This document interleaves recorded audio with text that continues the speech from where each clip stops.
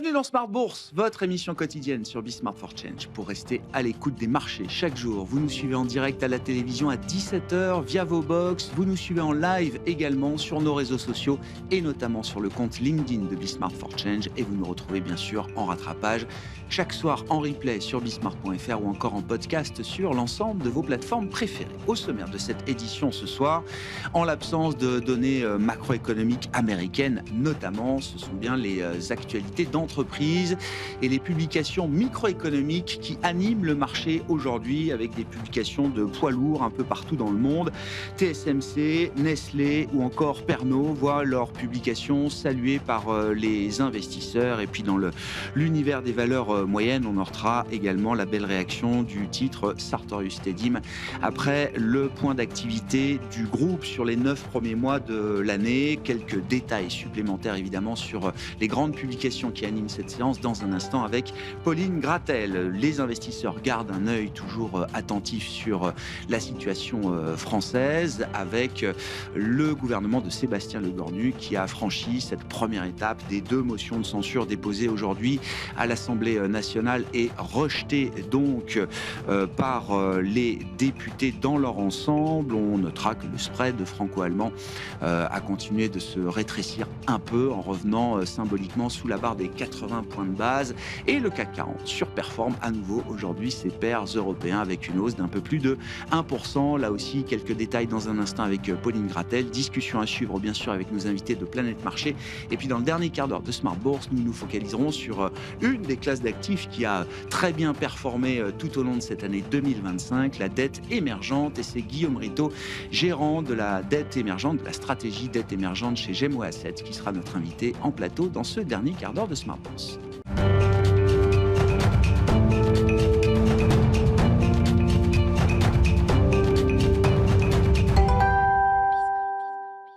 Tendance, mon ami, chaque soir, en ouverture de Smart Bourse, nous retrouvons Pauline Gratel qui vous apporte les infos clés du jour sur les marchés. Bonsoir Pauline. Bonsoir. Et c'est donc la microéconomie qui est à nouveau à l'honneur aujourd'hui et qui soutient la tendance des indices. Oui, aux États-Unis, les indices sont ouverts en hausse mesurée de l'ordre de 0,5% pour le Nasdaq. En Europe, ils évoluent en ordre dispersé au cours de la séance.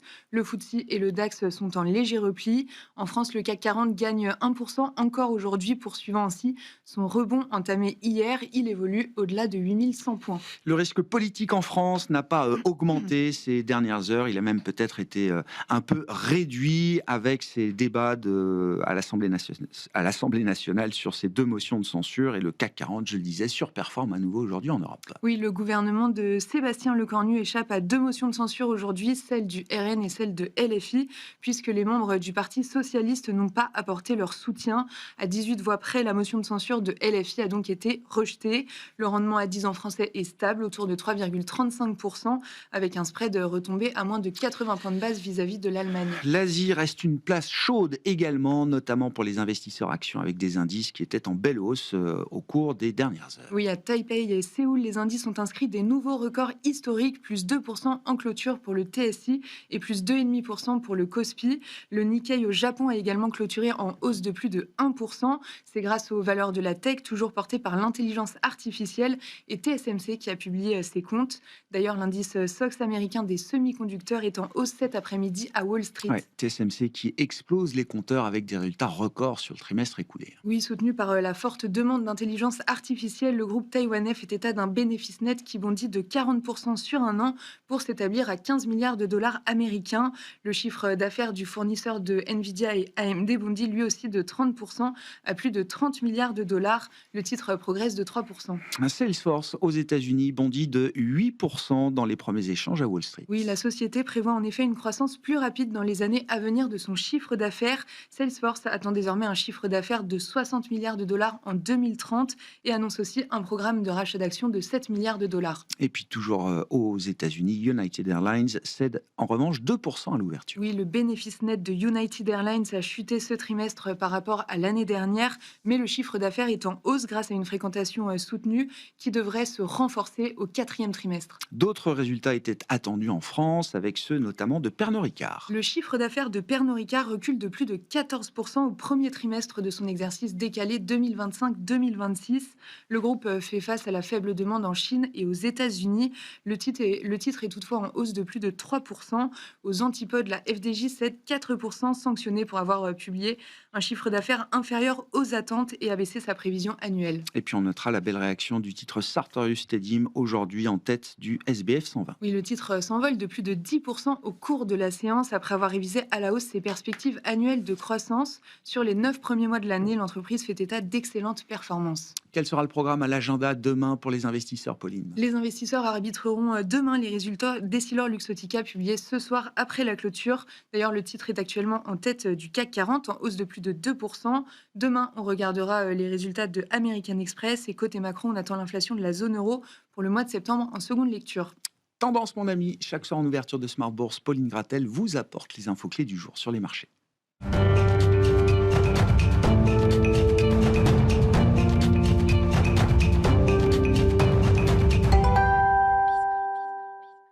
Trois invités avec nous chaque soir pour décrypter les mouvements de la planète marché. Sébastien Lalevé est avec nous, le directeur général de Montpensier Arbevel. Bonsoir Sébastien. Bonsoir. Gérald Grant nous accompagne, associé, directeur général délégué en charge de l'allocation d'actifs et de la sélection de fonds chez Fondesis. Bonsoir Gérald. Bonsoir Grégoire. Et Zakaria Darwish est avec nous également, responsable des solutions multi-actifs chez CPR Asset Management. Bonsoir Zakaria. Bonsoir. Je voulais qu'on parle du crédit avec vous pour commencer.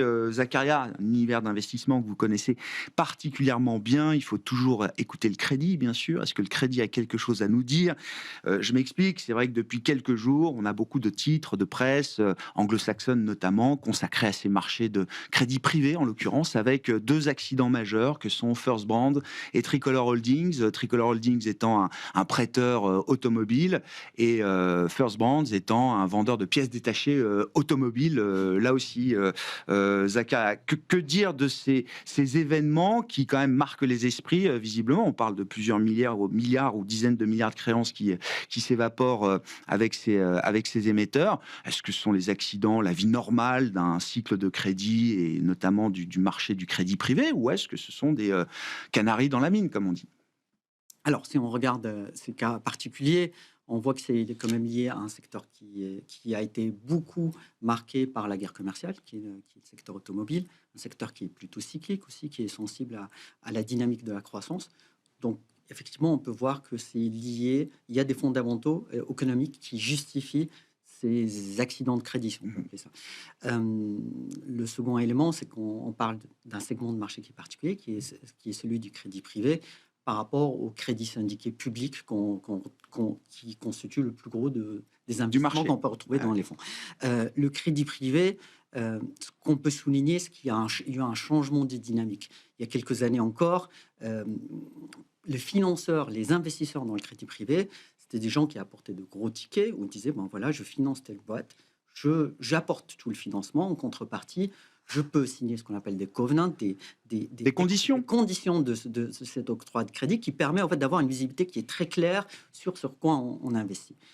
Ce qui a changé aujourd'hui dans la structure du marché, c'est que en fait, ce marché du crédit a attiré de plus en plus d'investisseurs en recherche d'un rendement qui est plus élevé.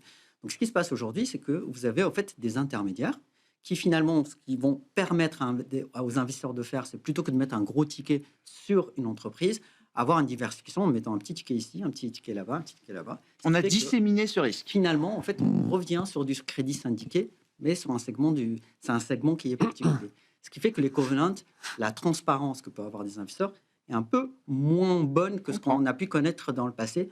Ce qui explique, dans le cas de First Brand, finalement, parce qu'on se rend compte que ce qu'il y a dans les comptes n'est pas exactement ce que les investisseurs pensaient.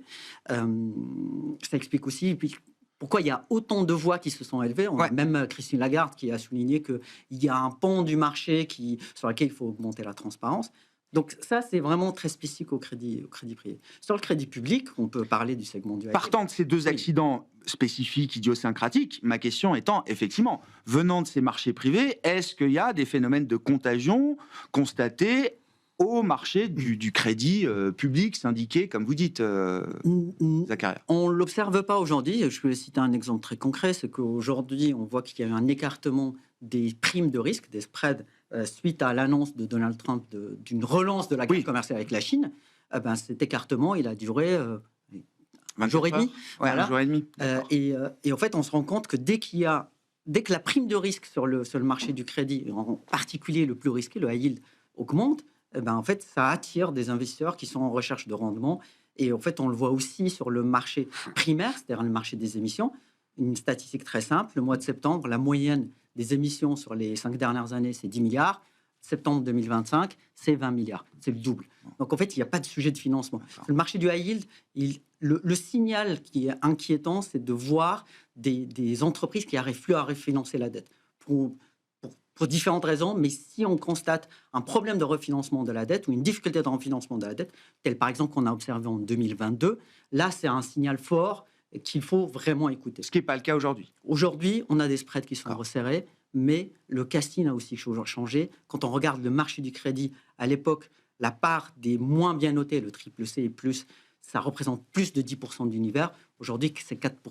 Je dis ça parce que ça va être 2025 qui s'annonce comme étant la 3e année de performance stellaire pour le crédit en général.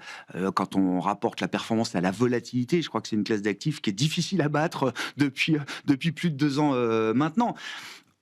Au point qu'on se demande si ça peut continuer. Les paramètres de marché, l'environnement reste un environnement favorable, en soutien d'une dynamique positive en termes de performance pour le crédit, ou est-ce qu'on est allé au bout déjà de ce qu'on pouvait attendre de cette classe d'actifs? Ce qui semble être une réflexion qui se diffuse un petit peu. Là aussi, je me réfère à un papier du FT ce matin, des grands noms, des Fidelity, des BlackRock, vous disent que dans des stratégies flexibles aujourd'hui, sur le crédit développé, des marchés développés en l'occurrence, certains n'hésitent plus à prendre des positions short parce qu'ils estiment que la performance a été consommée quasiment totalement. Alors aujourd'hui, l'environnement reste, avec un niveau de volatilité qui est bas ou qui baisse, ça reste un environnement qui est très positif pour les actifs de rendement. Donc que ce soit le crédit, que ce soit les devises émergentes, la dette émergente, tout ce type d'actifs sont encore... Tout ce qui porte du yield, du rendement. Exactement. Par contre, là où je rejoins certaines interrogations, c'est sur le niveau absolu des spreads.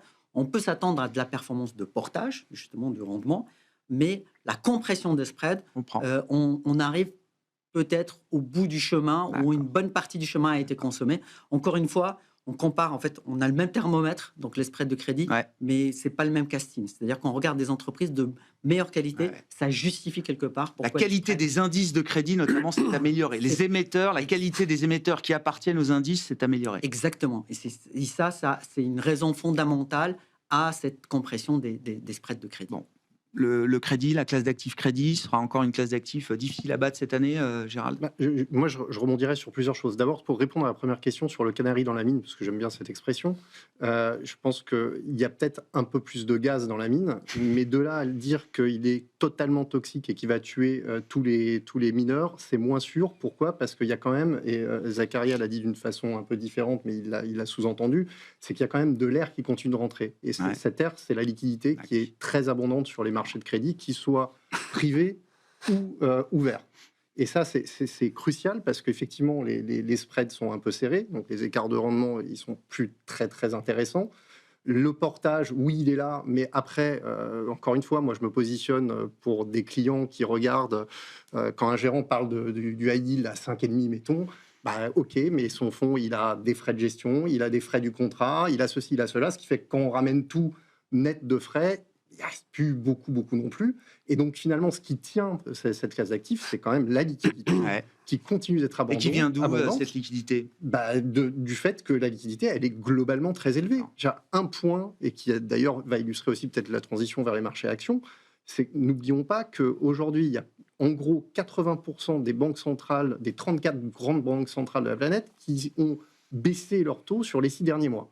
C'est le taux le plus élevé depuis Covid, depuis 2020.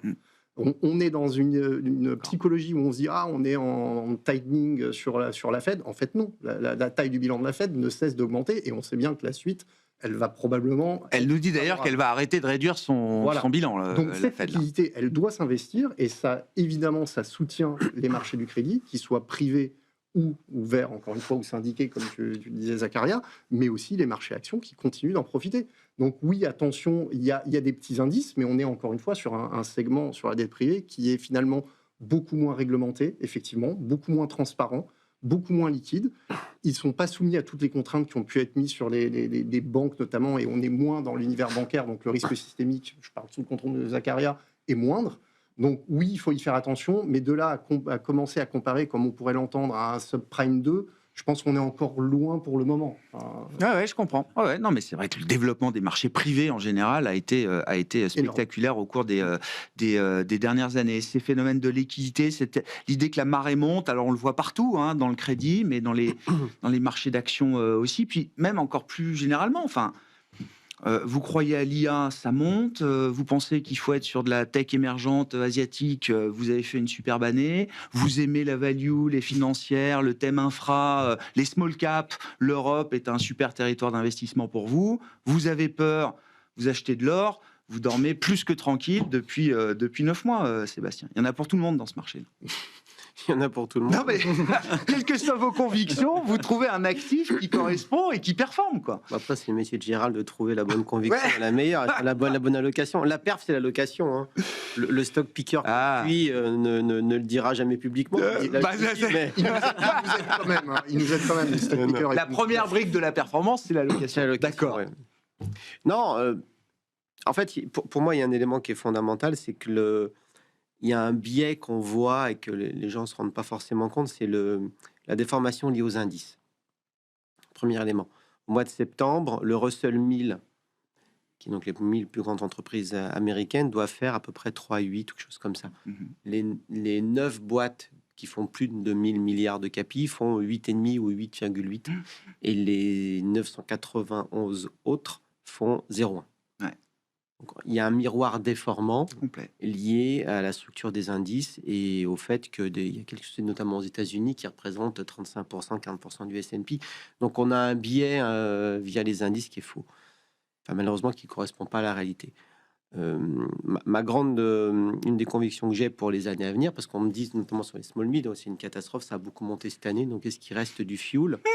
La réponse est, regardez les indices, enfin regardez l'Europe cette année, en dehors de la défense et des financières, il y a plein de choses qui n'ont pas marché en réalité. Donc en fait, il y a beaucoup de leviers dans les mois qui viennent avec tout ce qui n'a pas marché. Donc c'est assez sain en fait comme situation, pour un investisseur en tout cas. En tout cas, il y a plein de secteurs qui ont beaucoup de fuel et beaucoup de valorisations qui sont extrêmement basses. Alors après, aux États-Unis, est-ce que c'est sain? C'est clair que tous ceux qui ont connu la bulle des années 2000 avec des valos en multiples de chiffre d'affaires, nous on était là, moi j'étais là déjà, des multiples de chiffre d'affaires, des valos grotesques, pas de free cash flow. Là, on est face à des sociétés qui ont des multiples qui en réalité sont pas si élevés que ça, rapportés à la croissance, qui ont monté, hein, il y a eu du re-rating, mais les multiples sont pas fous. C'est dans le non-coté que ça me gêne plus. Dans la partie private equity, dans la partie d'OpenAI à 500 milliards, d'accord. La réalité, c'est que moi, ce que je crois fondamentalement, c'est que toutes les boîtes du monde, à la fin, sont valorisées 10 de PE. Oui, mais je connais mon Sébastien Lalvé. 10 fois des bidas. Donc, est-ce que OpenAI fera 50 milliards d'EBITDA? Peut-être, mais c'est pas sûr.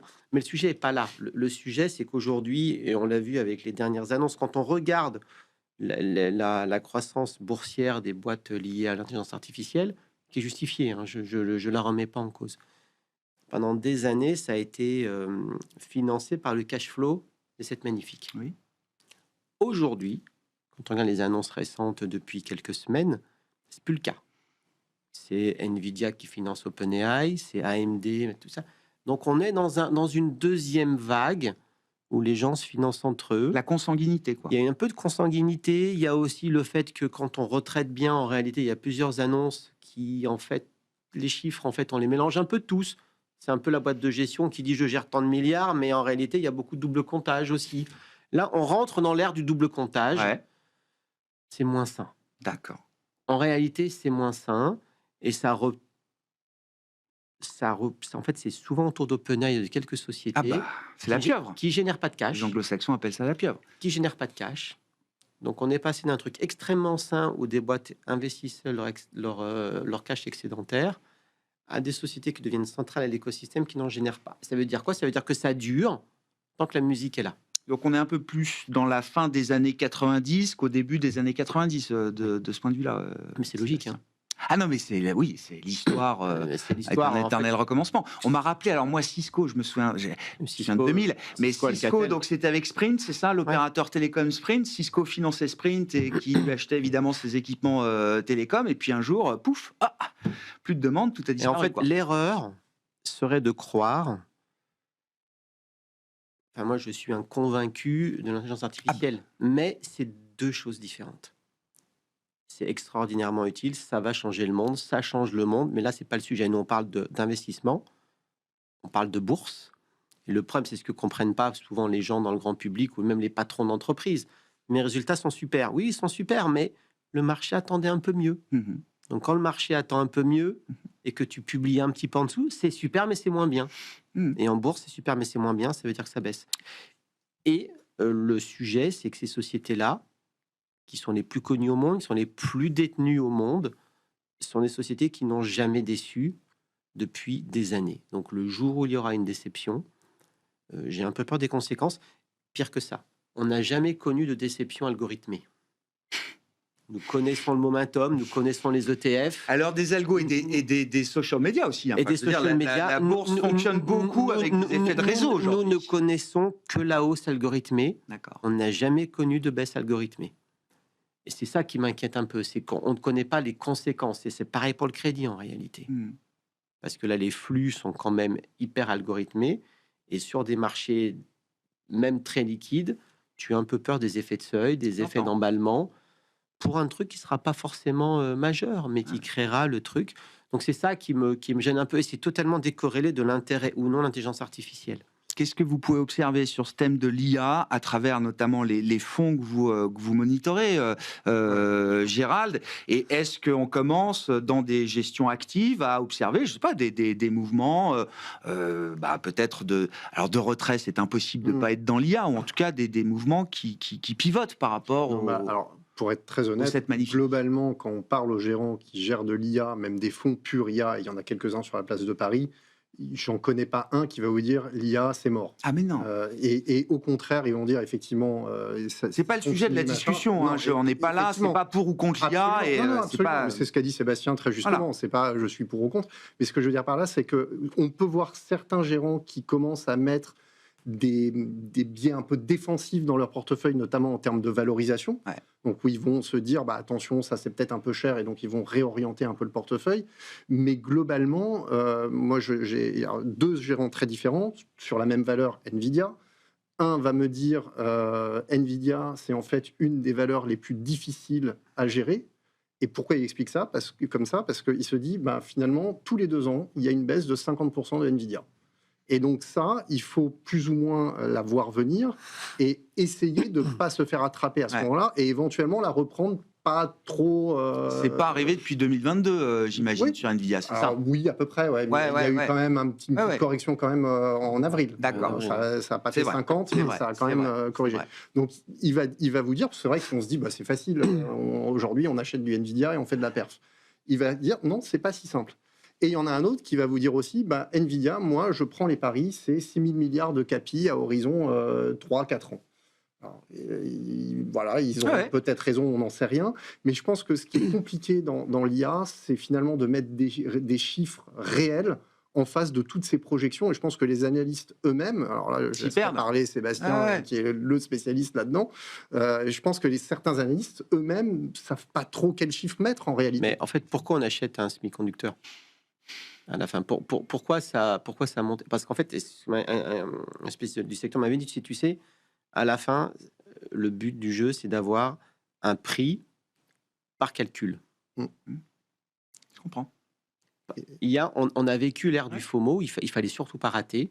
Et Nvidia en a extraordinairement... D'ailleurs, il n'y a pas de bulle, dans le sens, si vous regardez l'augmentation du cours de bourse versus l'augmentation des EPS depuis 3 ans, c'est relativement C'est quoi, c'est corrélé. entre 30 et 35 Donc, il y a pas- 40, ouais, Nvidia. Non, mais il n'y a pas eu de re-rating, malgré la hausse non. x10, il n'y a pas eu de re-rating. À chaque trimestre, après publication, ils reviennent à 35, qui est à peu près leur norme historique. Par contre, moi, ce que j'observe en tant qu'analyste financier, la marge brute, elle a explosé parce que les prix ont explosé.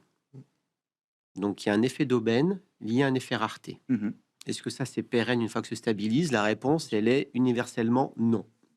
Donc, ça veut dire que dans toutes les industries du monde, au bout d'un moment, la marge brute baisse Mhm. parce qu'il y a d'inertie et parce qu'il y a de la concurrence. Premier point. Et si on pense qu'à la fin, pour n'importe quel acheteur de semi-conducteurs, le but, c'est de payer un montant par calcul pour l'intelligence artificielle, aujourd'hui se développe, on l'a vu avec plein de sujets, dans un modèle, pour qu'il soit efficace, ça ne sera pas qu'une histoire de puces mises bout à bout, ça sera aussi une question d'architecture, Ouais. ça sera une question de logiciel, ça sera une question de qualité de la donnée, et ça fera qu'à un moment, une partie de la valeur va aller vers le soft et ne sera pas uniquement... Et d'ailleurs, on a vu les deals avec un AMD. Ouais. On parle de Nvidia qui rentre dans Intel. À un moment, ils ne seront plus... Il n'y aura plus un monopole sur Nvidia. Alors, est-ce que c'est demain? Est-ce que c'est après-demain? Je ne sais pas. La seule chose que je sais, c'est qu'il y aura des alternatives.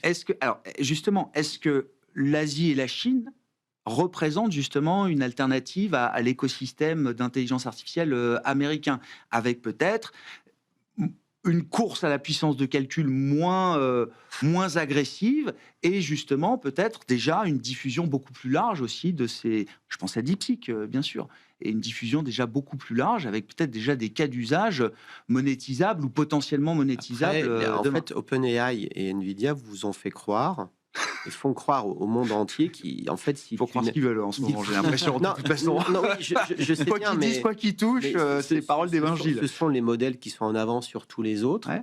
Mais quelle est l'adoption en entreprise? L'adoption en entreprise, elle n'est pas là encore. En tout cas, pas suffisamment avancée. En tout cas, c'est pas l'adoption en entreprise qui justifie les valos de ces sociétés-là. Mmh. Donc, le vrai sujet, c'est, tu vois Mistral aujourd'hui, ils te disent, on est globalement 6 à 8 mois en retard versus Ouais. OpenAI, mais en réalité, ça suffit. Ouais. C'est pas grave. Parce que nous, on va offrir de la souveraineté, on va offrir tous ces sujets-là, et en réalité, vu le déploiement en entreprise... La valeur sera aussi ailleurs. La valeur sera aussi ailleurs. Ouais. Et donc, ça veut dire que les gens qui surinvestissent tout le temps pour être premiers, mais en sachant que ça va tellement vite qu'aujourd'hui, en fait, si tu es 6 mois derrière, en fait, c'est pas très grave, parce que ça suffira. Et pour quel usage? Et d'ailleurs, quand tu regardes factuellement l'usage des modèles, c'est pas OpenAI qui gagne le B2B, c'est plutôt Anthropic et Claude, en l'occurrence. Donc, il y a tous ces sujets-là. Donc, moi, ce qui me gêne un peu, c'est que tout cet écosystème, entre-temps, en ce moment, repose sur la valeur d'OpenAI, qui a besoin de lever de l'argent tout le temps. Et que si, à un moment, on remet en cause ça... Ouais.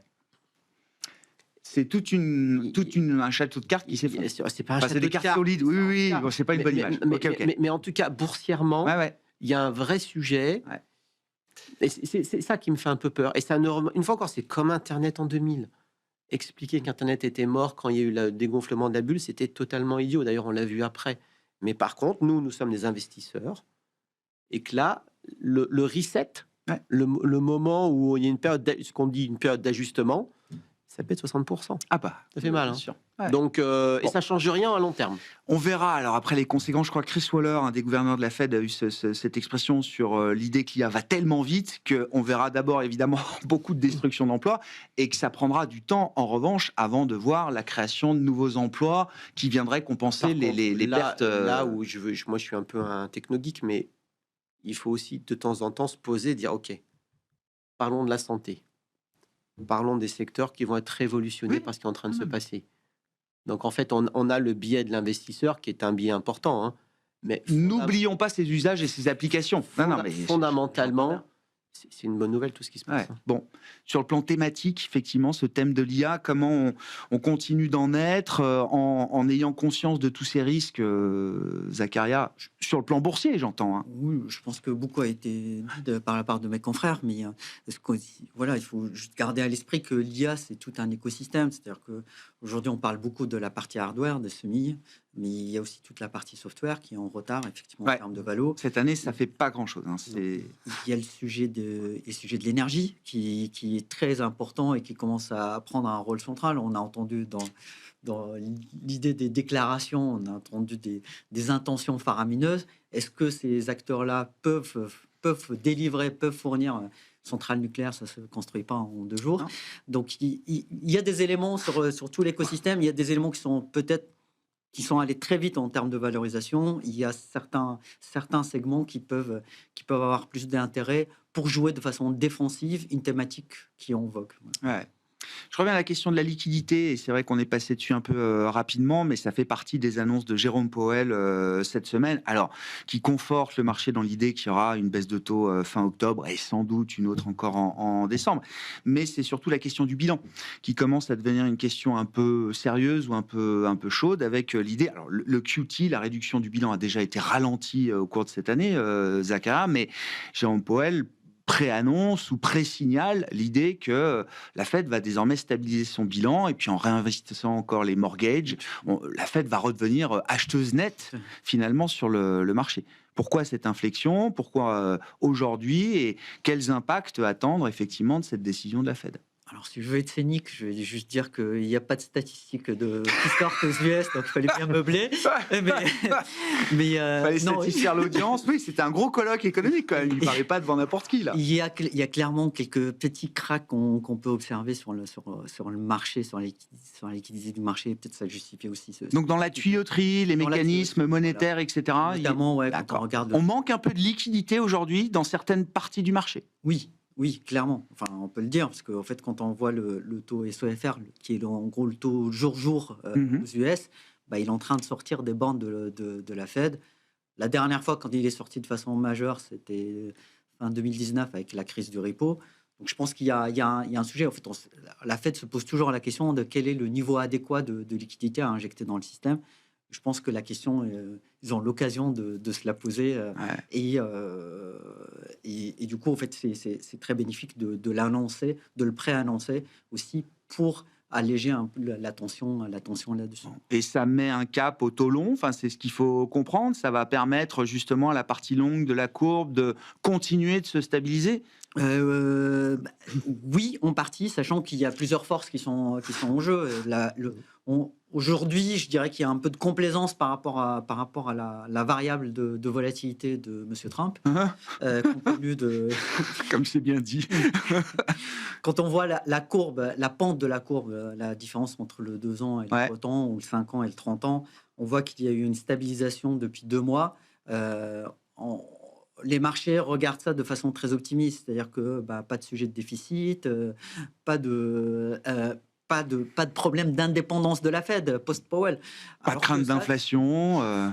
Ce sont des sujets qui vont revenir relativement vite, mais dans la séquence, on est plutôt sur des annonces plutôt dovish de la Fed, donc une confirmation d'une baisse des tensions. L'arrêt du quantitative tightening, c'est plus pour la partie longue de la courbe. On est plutôt sur une... On l'oublie tellement on fait abstraction de cela, mais en fait, le gouvernement est en shutdown, ce qui est très négatif croissance. Enfin, le trait est à quantifier en fonction de nombre de jours et le compteur tourne. Mais ce sont des éléments qui sont plutôt de nature à venir faire baisser les taux longs. Et ce qu'on a observé dans la séquence, il y a eu quelque chose de très marquant là, quand il y a eu l'annonce de Trump vis-à-vis de la Chine. Quand il y a eu le jour de la libération, les actions ont baissé. En parallèle, le dollar a baissé, les taux d'intérêt US ont monté. Donc, il y a une défiance vers les actifs US. Là quand tu as eu, on a eu une forte baisse des actions, mais on a eu une baisse des taux d'intérêt. Donc, on est revenu sur cette perception de valeur refuge des taux d'intérêt, des obligations US. Et ça justifie aussi, quelque part, cette prime de risque qui s'écrase actuellement. Mais compte tenu de la dynamique, compte tenu des sujets qui arrivent, je pense qu'il est un peu optimiste de voir cela comme une stabilisation à un moyen terme. Bon. Intéressant ce petit rappel que la guerre commerciale n'est pas tout à fait terminée, Gérald, mais oui, comme le soulignait Zakaria, c'est tout de suite vu comme négative croissance avant tout, avec des taux qui ont perdu 10 points de base ce vendredi soir. le marché a en tête que le playbook reste le même depuis Liberation Day et que Oui. s'inquiéter un peu sur une annonce ou un tweet, pourquoi pas. En faire un cas durable, c'est compliqué. C'est vrai que M. Trump nous a habitués maintenant à revenir souvent en arrière et que le marché commence à se dire que finalement, à chaque fois, ça va être la même histoire. Hein, le fameux taco qui revient. Et on l'a vu encore là, hein, très vite. Ah bah non, mais je comprends bien, M. Xi, machin. Bon, après, cette histoire de terres rares, c'est vrai que c'est quelque chose de... C'est un enjeu évidemment important pour les États-Unis. Maintenant, c'est aussi un moyen pour la Chine. Il y a quelques mois de ça, tu m'avais posé la question, est-ce que la Chine a plus la main que les US? Et à l'époque, j'avais répondu, peut-être que la Chine, finalement, a quand même un peu la main. Là, je pense qu'elle joue un peu une de ses peut-être dernières cartes, parce qu'effectivement, dans cette révolution technologique de l'électrification, on sait bien que toutes ces terres rares, qui d'ailleurs, la parenthèse, ne le sont pas, on est d'accord. sauf si ce n'est le travail de ces terres rares, l'extraction, le raffinage, etc. La seule rareté, c'est la capacité à supporter les externalités négatives liées à leur extraction et à leur raffinage. Exactement. Eh bien, tout ça, effectivement, c'est un peu une carte joker probablement dans la négo, mais je pense, on va voir ce que diront mes camarades, mais je pense que c'est encore un moyen peut-être de mettre un petit peu de pression à Trump, et puis ils vont s'entendre à un moment ou à un autre. D'ailleurs, le marché, pense. Hein. Ouais, aujourd'hui, même si c'est des poussières, et c'est vrai que je voyais le montant, on en parlait hier en plateau, le montant en valeur des importations américaines de terres rares, mais ça paraît ridicule. C'est entre 150 et 200 millions en 2024. Le sujet, c'était pas ça en vendredi. Hein. C'est qu'il a pas eu le prix Nobel de la paix, donc il fallait qu'il s'énerve. Mais enfin, je veux dire, Bessent, alors on peut écouter Trump, on peut écouter Bessent. Bessent, quand il voit les nouvelles règles d'exportation des terres rares mises en place par Pékin, il dit ils sont en train de mettre un bazooka sur la tête du monde libre, développé. Oui, enfin, ouais, ok. La réalité, car ça n'engage que moi, c'est que je pense que Trump est en train de profondément affaiblir les États-Unis. Que ce qu'il est en train de faire est en train de provoquer ce qu'on appelle... Ce qui faisait la puissance des US, c'était un écosystème financier hors norme, une capacité à financer l'innovation hors norme et une capacité à attirer les cerveaux du monde entier. La réalité, c'est que la fatwa qu'il a organisée contre les Ivy League et les chercheurs du monde entier, d'accord. En fait, aujourd'hui... Ils s'appellent les piliers de ce qui a fait l'innovation. C'est pas que ça, c'est que en fait, aujourd'hui, les crédits de recherche sont coupés et que tu as des chercheurs de top niveau qui se retrouvent sans budget et qui sont attirés par le monde entier. Donc, tous les chercheurs d'origine asiatique sont appelés par la Chine qui disent revenez à la maison, on double votre salaire et accessoirement vous garantit vos budgets recherche pendant X années. Donc c'est une partie qui va vraiment convaincu, Sébastien, qui l'a fait, parce que je veux dire, tu viens de décrire un écosystème IA aux États-Unis qui est peut-être là où tout ce c'est le reflet du passé, Grégoire. D'accord. Qui finance l'IA? C'est Google, c'est Amazon. Oui, mais justement, ces gens-là. Il y a quand même cette capacité d'attraction encore à travers. Mais tu crois qu'il va se passer quoi avec les H1B? 20 000, Amazon, c'était 20 000 ils paieront. Ils sont capables de débaucher des gars à 100 millions de dollars pour avoir la star de l'IA. Qui paye en titre. Mais oui. Et pourquoi pas? Mais en fait, c'est juste que... En fait, ça faisait rêver. La réalité, moi, les échos que j'ai, c'est qu'il y a énormément de chercheurs qui s'en vont. Qu'aujourd'hui, le Middle East n'attendait que ça. Dubaï, Abu Dhabi... Donc il y a une vraie redistribution des cartes profondes de l'innovation et des territoires d'innovation dans le monde. Là. C'est le risque. Après, c'est le risque. Et les Harvard, les Stanford, les Yale, le MIT, tous ces endroits-là étaient véritablement... Regarde le pédigré de tous les fondateurs, de toutes les boîtes. J'ai l'impression que ça se balaye pas quand même en un claquement de doigts et ne serait-ce qu'en relevant le prix du visa étudiant. Non, c'est pas que ça. Etc. C'est pas que ça. Est-ce que tu crois qu'aujourd'hui les États-Unis font rêver un Indien surdoué qui aujourd'hui Google est géré par un Indien surdoué? Et alors il va où?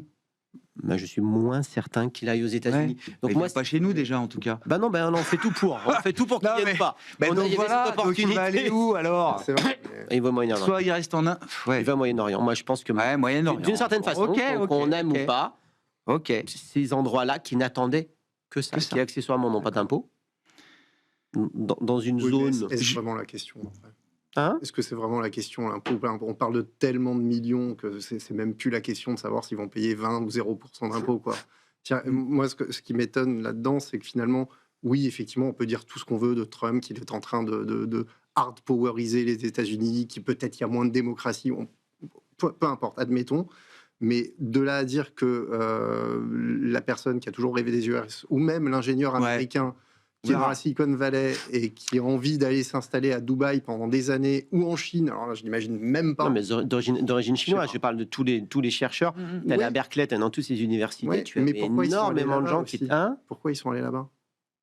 Bah parce qu'il y avait quelque chose qui n'existe plus, peut-être. Ouais. Non, mais Peut-être, ouais, mais ça, c'est à voir.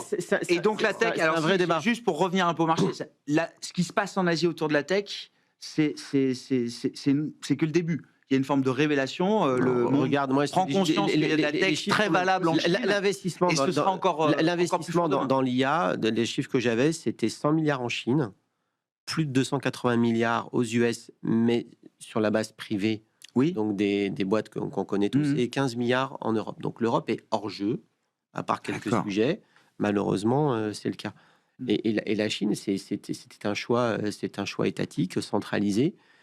Donc oui, et on l'a vu avec DeepSeek, on l'a vu avec d'autres sociétés. Le débat, il n'est pas clairement gagné par les États-Unis aujourd'hui, clairement pas. Donc, et je pense que Trump, d'une certaine façon, n'aide pas Donc vous êtes encore baissier dollar?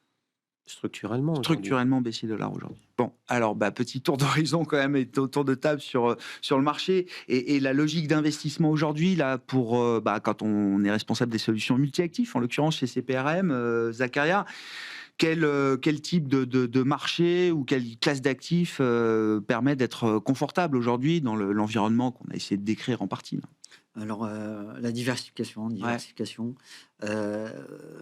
Nous, en fait, c'est vrai qu'il y a ce narratif comme quoi beaucoup de classes d'actifs ont des valorisations historiquement élevées, mais en fait, il nous manque aujourd'hui le trigger qui ferait que ces classes d'actifs baissent.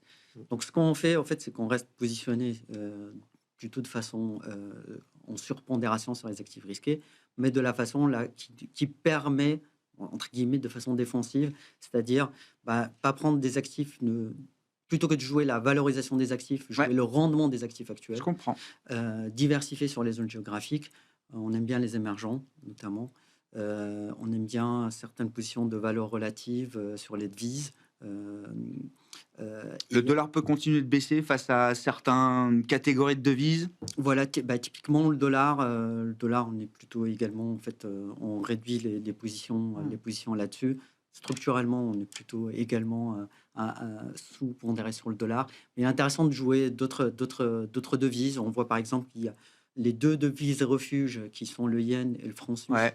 On voit que la capacité de faire baisser la devise suisse est beaucoup plus limitée que celle au Japon. Donc, une valeur relative entre les deux est intéressante. Donc, il y a plusieurs compositions là-dessus qui peuvent être intéressantes dans cet environnement de marché. Et on reste confortable avec nos positions sur le marché du crédit, notamment. Ouais. Est-ce qu'on peut imaginer une rotation de quelque chose quand même dans les marchés actions, notamment, Gérald, à la faveur de la période des résultats? Là, je sais pas, une Pernod qui réagit bien alors que les chiffres sont quand même pas encore flamboyants. LVMH, c'est 1% de croissance organique. Boum, le stock peut reprendre 10-15%. Est-ce qu'il y a quand même de l'appétit pour aller chercher des boîtes de qualité, justement, qui ont été divisées par deux en 18-24 mois? Bon, après, moi, je ne suis pas un sélectionneur de valeur, donc je vais avoir moins ce biais-là. Mais ce qu'on peut dire quand même, c'est que ce qui compte aussi dans les marchés, c'est la dérivée seconde et l'inflexion. Donc, si effectivement le marché qui percevait que LVMH avait du mal et aurait du mal et que la Chine pèse, etc., à un moment donné se dit « Ah, il y a un truc qui se passe et peut-être que… » Alors, je vais utiliser un mot un peu excessif, mais que l'hémorragie se termine, et peut-être qu'effectivement, les gens se disent « Tiens », et comme par hasard, tout le secteur en profite. Donc, il y a peut-être aussi un effet psychologique. Et puis, comme l'a très bien dit Sébastien, il n'y a pas non plus que les valeurs de l'IA et de la tech. Et donc, ça peut peut-être allumer des petites lumières en disant il faut peut-être aller regarder des choses qui sont faites massacrer, là aussi c'est excessif, mais en tout cas qui sont très en retard depuis des mois, et effectivement aller faire une petite rotation. Ouais. Bon, rapidement, les small cap à Paris, en France, l'indice small cap a pris là comme ça 50%. Non, mais Alors, il y a eu 3-4 valeurs. Et depuis, l'indice ne fait plus rien. Alors, derrière l'indice, est-ce qu'il se passe des choses encore? Il y a eu un biais biotech avec Abivax, avec quelques boîtes comme ça qui ont tout biaisé. La réalité, c'est que sur la période 22, 23, 24, les small cap qui historiquement surperformaient ne l'ont pas fait parce qu'opérationnellement, elles n'ont pas surperformé. Donc opérationnellement, elles ont délivré moins de croissance de résultats et moins de croissance de chiffre d'affaires que les large cap. Est-ce qu'il y a un point d'inflexion là? En 2025, oui. Ouais. Clairement. Il y a un retour de la surperformance opérationnelle des small et des mid cap. Et donc, ça doit se retrouver dans les prix, les valeurs de ces boîtes. Ça a commencé. Alors qu'elles ont directé versus les large cap. Et je ne parle même pas de la valorisation par rapport au private equity, qui, parce que c'est privé, vaut 2 fois plus cher, ce qui est une anomalie. Une prime d'illiquidité, Sébastien, oui. D'une prime d'illiquidité, oui. Mais qui c'est comme ça, que c'est je le monde aujourd'hui. Non, en fait, c'est quoi? J'appelle ça la prime de l'autruche. Pourquoi? Parce qu'il n'y a pas de valo. Donc, comme il n'y a pas de valo, bah oui, ça dirait pas. Ça dirait pas. Je paye plus cher. C'est le Xanax de l'investisseur. Donc, vaut mieux acheter du private equity parce qu'on se pose pas de questions et on dort mieux. On gagnera moins d'argent, mais on dort mieux. Aujourd'hui, en tout cas. Ouais. Donc, la vraie value aujourd'hui, elle est dans la small mid européenne. Parce que la France sous-performe et malheureusement peut continuer à sous-performer. Par contre, les small et mid européennes, il y a d'autres pays où ça se passe plutôt bien. Allemagne, Nordique.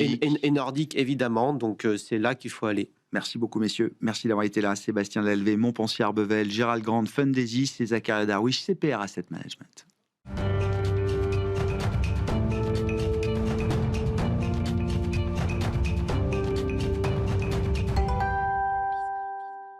Le dernier quart d'heure de Smart Bourse chaque soir, c'est le quart d'heure thématique. Le thème ce soir, c'est celui de la dette émergente et nous en parlons avec un spécialiste qui est le responsable de la gestion de dette émergente chez GEMO Assets. À mes côtés en plateau, Guillaume Ritaud. Bonsoir Guillaume.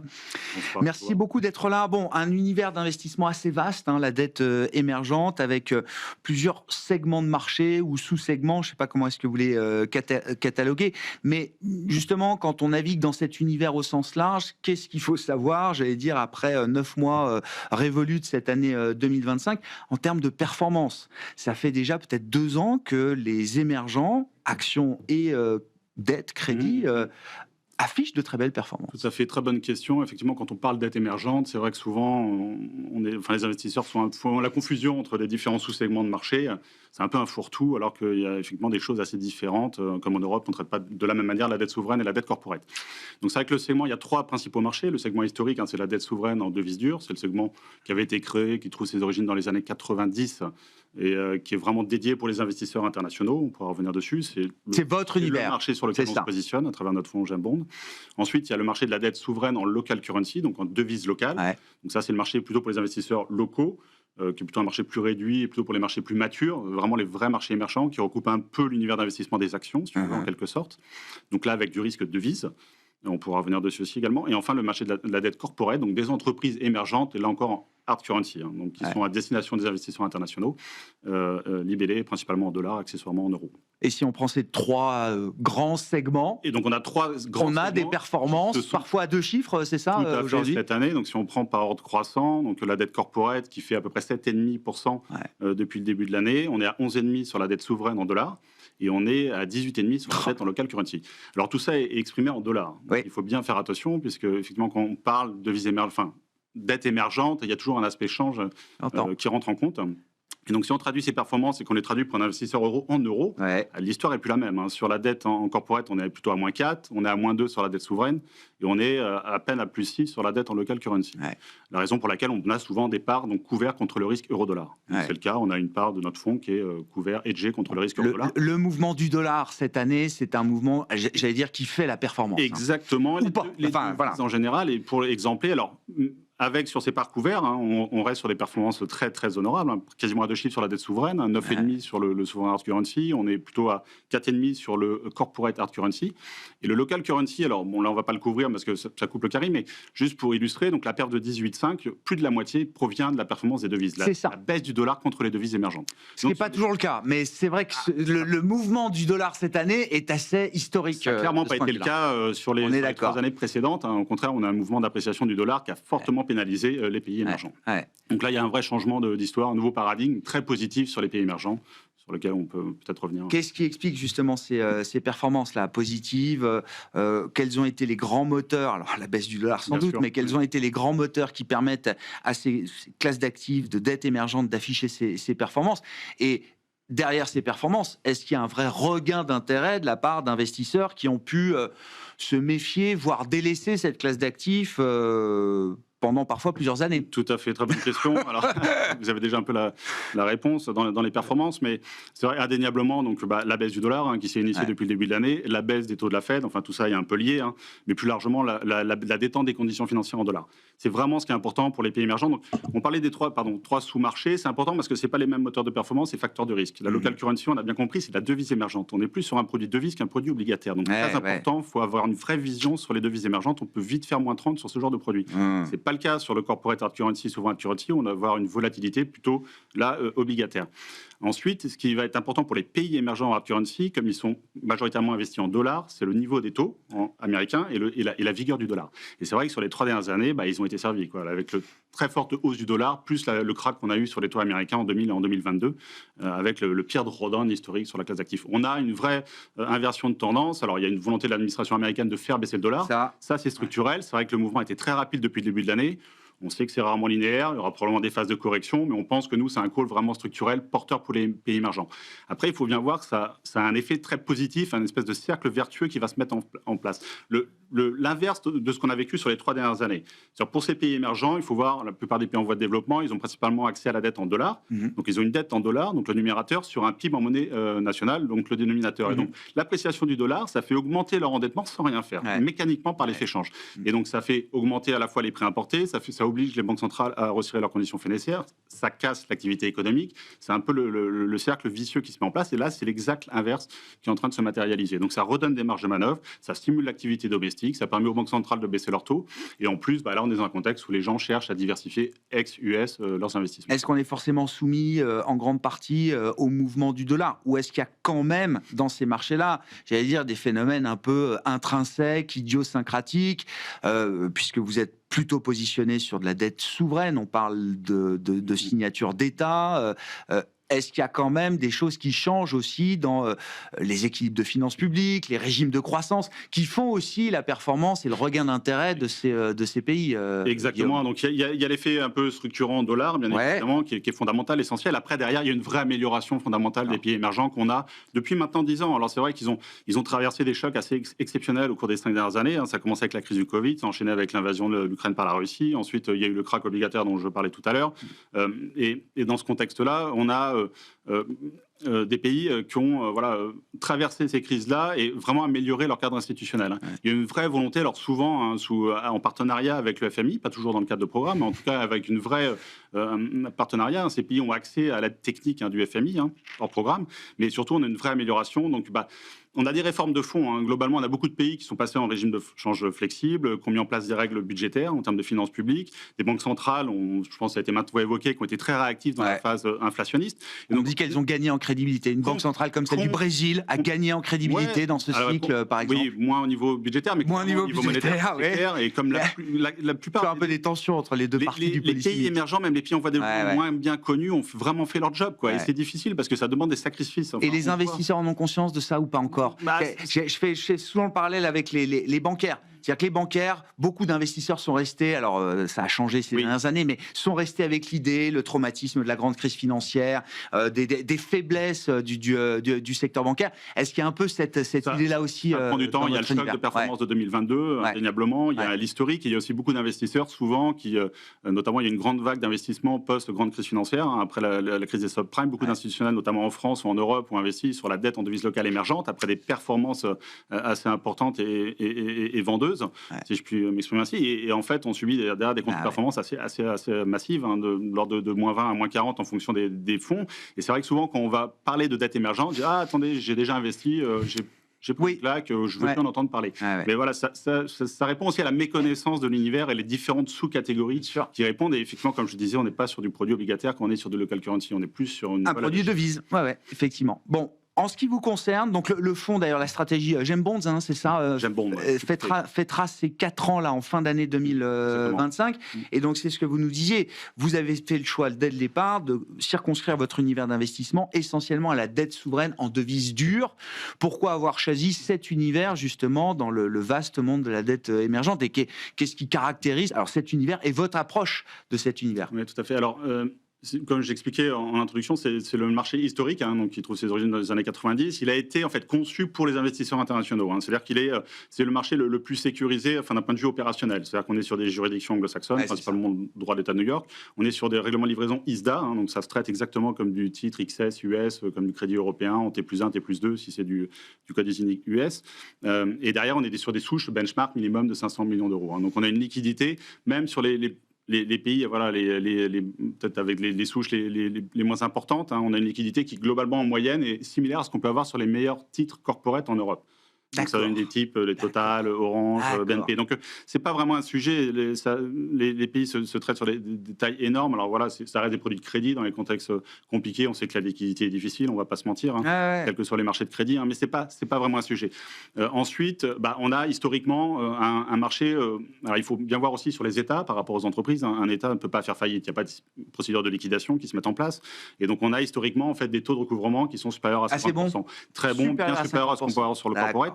Et surtout, on a une vraie volonté, en tout cas une nécessité pour les États, de tenir compte de l'intérêt des créanciers dans la mesure où à un moment, ils ont bien conscience qu'ils devront avoir retour, en tout cas au financement externe.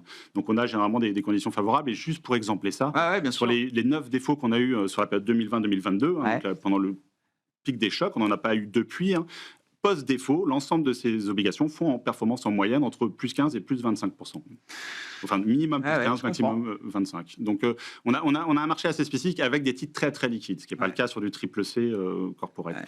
Donc, et historiquement, on a un marché qui génère à peu près entre 3 et 4% de surperformance par rapport à la dette de référence américaine ou des pays développés en général. Donc, on est largement rémunéré pour le risque-prix et on considère que c'est un marché, en tout cas, une classe d'actifs qui a tout à fait sa place, en tout cas, en diversification dans un portefeuille diversifié. Juste, il nous reste 30 secondes, Guillaume. Cette stratégie, elle vous permet de porter des convictions fortes. Vous pouvez vous écarter un peu des indices, vous pouvez faire des choix de gérants actifs dans le monde de la dette émergente. On n'est pas contraint, et aussi c'est peut-être le meilleur produit en termes de diversification géographique, en termes de pays, 70 pays et régional. On couvre toutes les régions. Il n'y a pas de biais un peu Asie comme ça peut être sur les actions. Il y a un petit biais LATAM, mais bon, globalement, on peut être présent sur toutes les régions. Tout le spectre en termes de qualité de crédit, de l'investment grade au high yield, au plus bas. Et donc derrière, nous, on n'est pas contraint en termes d'exposition. Donc sur les 70 pays, on en a à peu près 40 en portefeuille. Donc il y a des choix. Entre 35 et 40% actuellement.